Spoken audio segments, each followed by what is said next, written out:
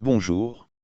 Cette présentation vise à démontrer comment installer et accéder aux applications d'affaires gratuites et de source libre, offertes en bonus aux serveurs de facturation personnalisés. Prendre note qu'il est extrêmement important de toujours connaître l'adresse IP spécifique de votre serveur web, et celle-ci devrait idéalement demeurer statique en tout temps. Nous allons couvrir deux possibilités de configuration de réseau via VirtualBox, en commençant par le scénario de connexion à l'interface Host-Only Adapter, qui permet à la machine hôte d'agir comme machine cliente du serveur. Voir les notes à l'écran, prévues à cet effet pour les étapes à suivre. Nous allons donc commencer par confirmer l'adressage MAC et IP de l'interface Host-Only Adapter.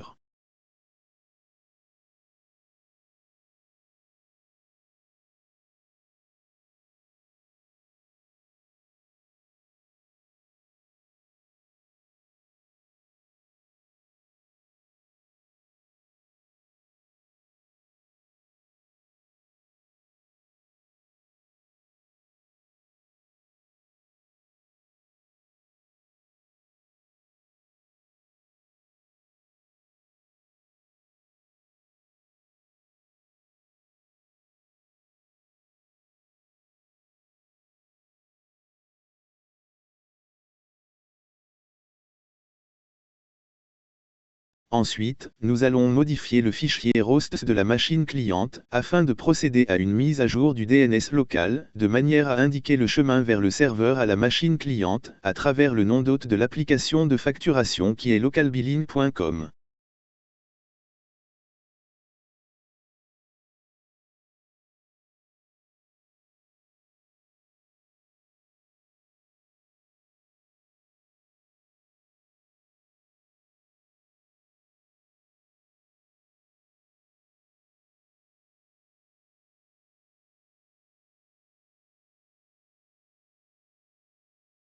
« 192.168.56.100 localbilling.com ».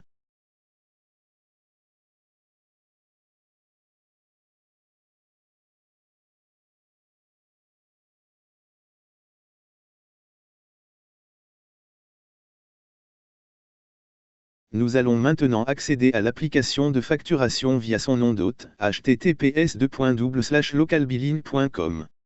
Les certificats SSL/TLS sont auto-signés et seulement valides pour une connexion au réseau interne. Les avertissements de navigateurs à cet effet peuvent être ignorés dans ce cas particulier.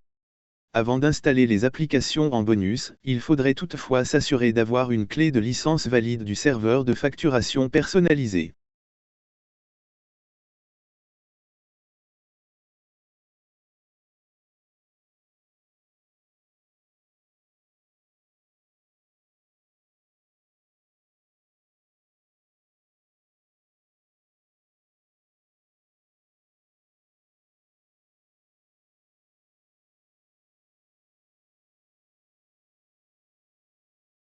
Puis, nous irons à la page d'appli en bonus. Notez que le serveur de facturation personnalisé inclut une sélection d'applications utiles pour affaires et de sources libres gratuitement disponibles, qui sont offertes en bonus. Ce serveur est prioritairement destiné à un usage local et interne pour les affaires. Les applications en bonus peuvent être installées en un seul clic et hébergeront vos données d'affaires localement et sécuritairement.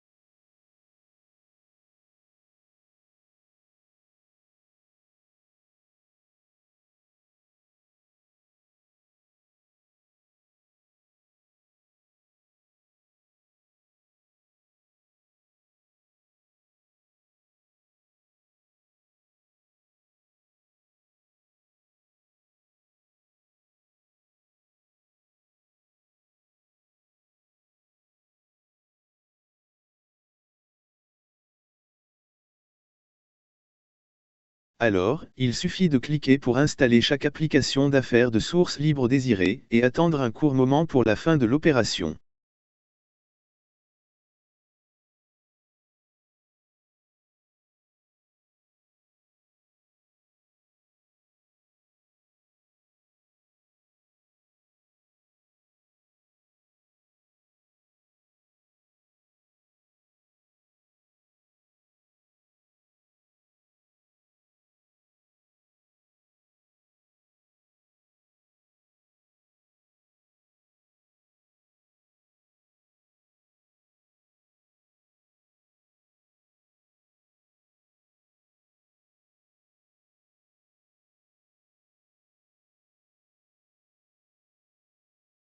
Une fois l'installation de chaque application désirée est complétée, notez que les infobulles peuvent offrir des informations pertinentes et spécifiques à la configuration ou usage de chaque application.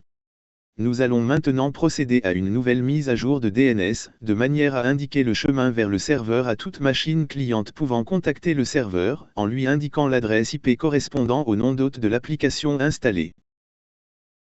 À cette fin, nous pourrions soit effectuer une entrée à un serveur DNS privé, ou encore modifier le fichier hosts d'une machine cliente. Nous allons donc modifier le fichier hosts de notre machine hôte une fois de plus, qui est aussi la machine cliente du serveur.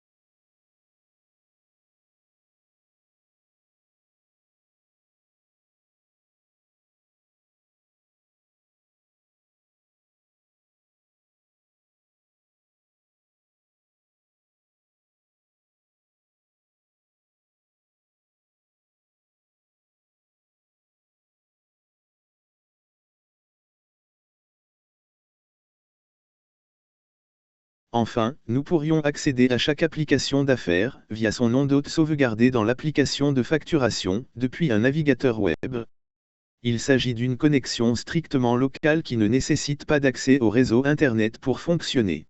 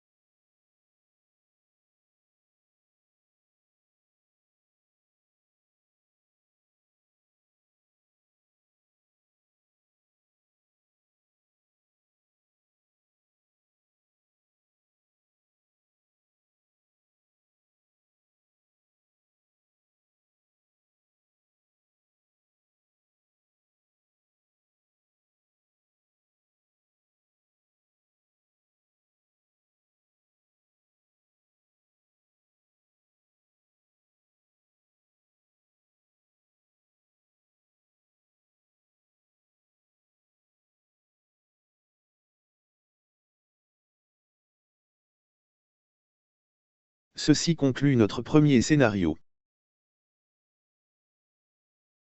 Quant au deuxième scénario, nous allons avoir recours à l'interface bridge d'adapteur, qui nous permettra de directement se connecter au routeur local et rendre le serveur accessible à toute autre machine, connectée au même routeur local ou via le réseau Internet, si désiré. Nous allons donc procéder à des étapes similaires.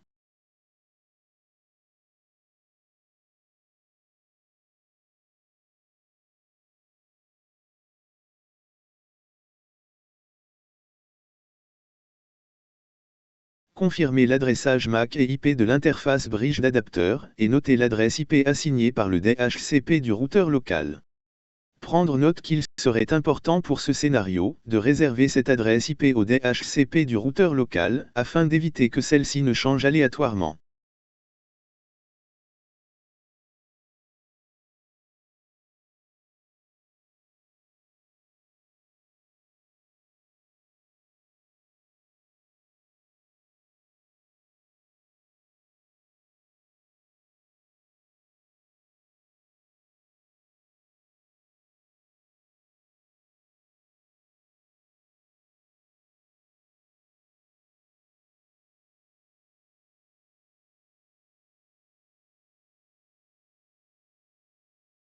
En tenant compte de ce nouveau réseau, nous allons encore procéder à une mise à jour de DNS, de manière à indiquer le chemin d'adresse IP vers le serveur, à toute machine cliente connectée au réseau local. Étant donné que notre machine cliente est aussi connectée au même réseau local, nous allons donc modifier son fichier hosts, pour lui indiquer le chemin vers le serveur, pour chaque application installée.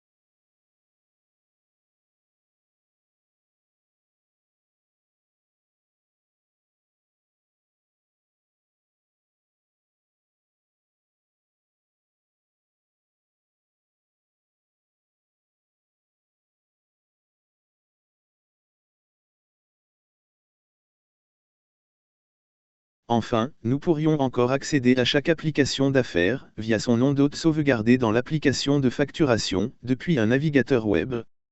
Il s'agit une fois de plus, d'une connexion strictement locale qui ne nécessite pas de réseau Internet pour fonctionner, mais ce deuxième scénario serait utile, si l'on désire configurer un accès distant aux applications d'affaires via nom de domaine, avec des configurations de serveurs et réseaux supplémentaires. Les certificats SSL-TLS sont auto-signés, et seulement valides pour une connexion au réseau interne. Les avertissements de navigateurs peuvent donc être ignorés dans ce cas particulier.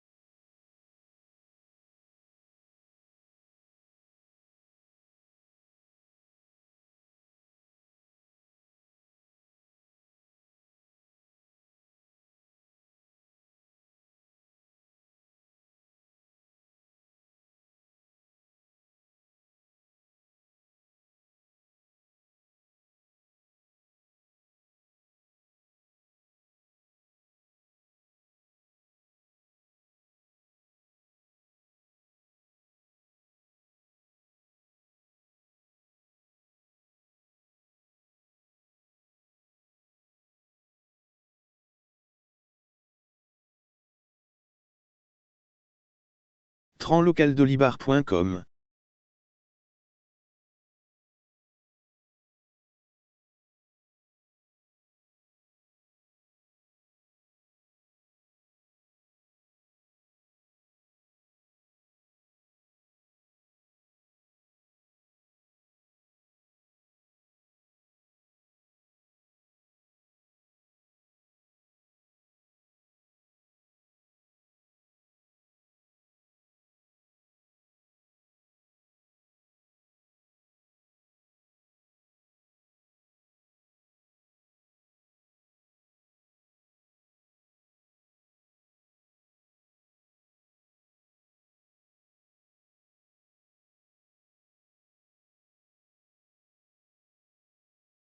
Ceci conclut notre deuxième scénario, et cette présentation. Merci pour votre attention, et bonne journée à vous.